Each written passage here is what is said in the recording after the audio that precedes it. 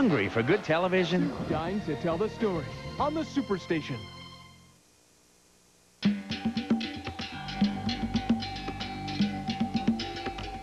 The bottom line is confidence.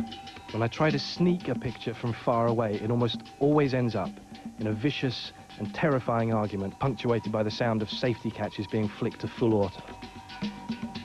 The times when I boldly stride into a scene as if I have nothing to hide and no one, however well armed, has the right to question what I am doing, my success rate is far better. All journalists who report on war put themselves at risk on a daily basis. But none is in more danger than the local journalists who cover wars in their own backyards. They cannot leave, and they cannot be anonymous. Peter Magubani covered South Africa during the height of apartheid. He spent nearly 2 years in solitary confinement in prison just for taking a picture. He was banned from doing his job for 5 years, but he would not be stopped. He never put his camera down, and his photographs helped topple apartheid. I wanted to make photography my profession, especially photojournalism, because here I was dealing with issues that were affecting me, issues that I could show the world as to what is going on, how apartheid functions, how oppressed people live, never thinking that one day could be arrested. We used to use the corridor as the exercise place, but we're not allowed to intermingle with the common law prisoner. So that was the only place you had for exercise? Yeah. So you were in a cell much like this one? Much like this, but you didn't have a toilet, you didn't have the water sink, you didn't have any furniture inside. You had a bed? No, you didn't have a bed, you had a mat. And it was this size? It was this size. And how long were you here? I spent 586 days.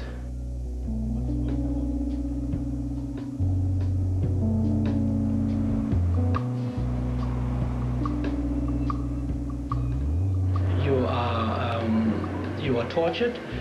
My torture was they brought 3 bricks, the middle one wobbling. These bricks measured a foot from the ground. I was made to stand on these bricks for 5 days and 5 nights, drinking black coffee without a wink of sleep. The 5th day, I fell apart. Have you forgiven those people who did that to you?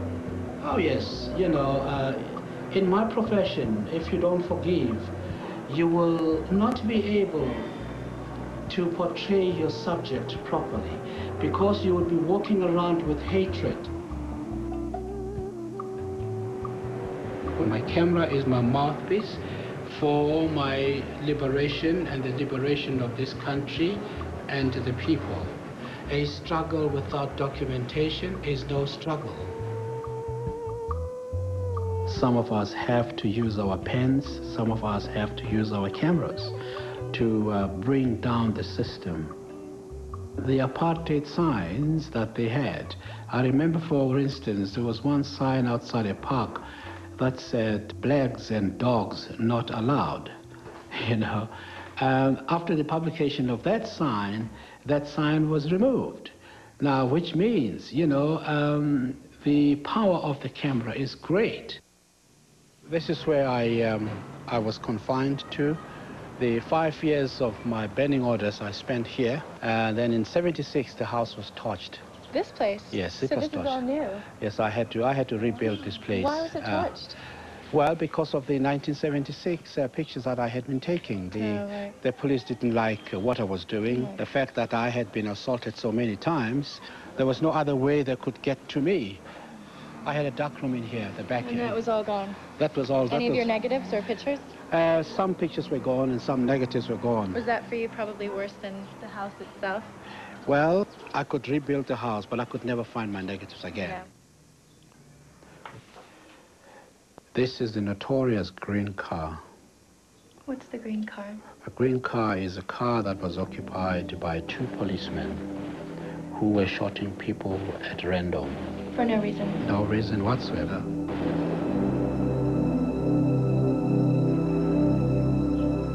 Well, this is the area that had some of the green carp victims here. The bodies were lying from here. There were 3 bodies, as 1, 2, 3.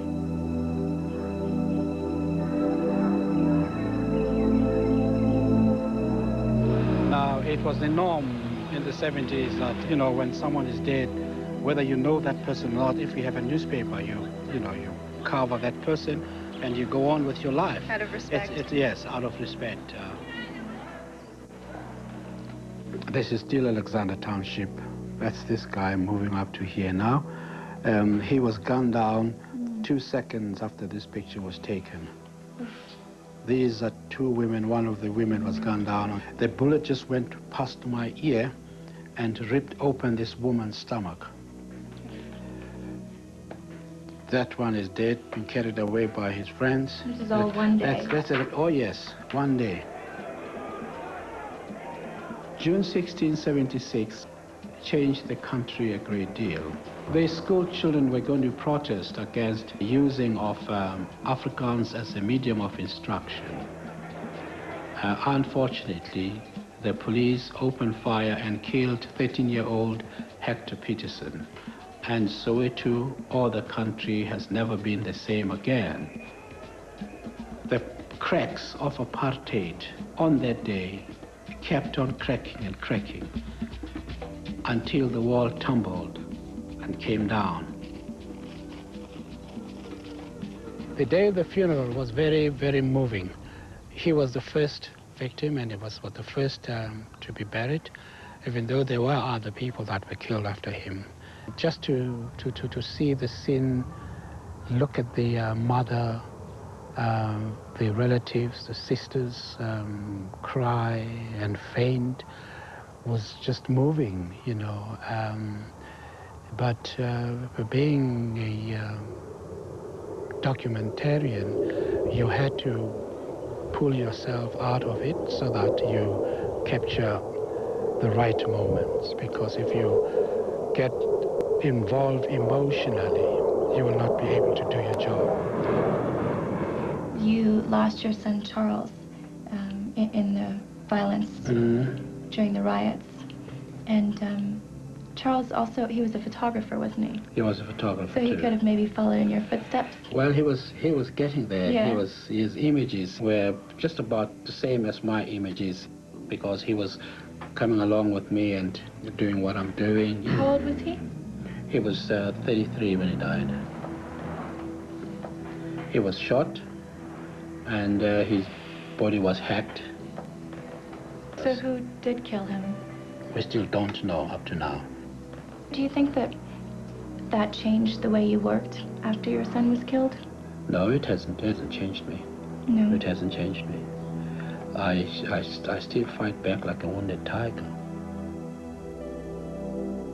I was prepared to die for my country, to liberate this country through the pictures that come through my lens, because I was liberating myself, and therefore I was prepared to die for myself and die for this country. And it paid off. It did pay off, yes, it did.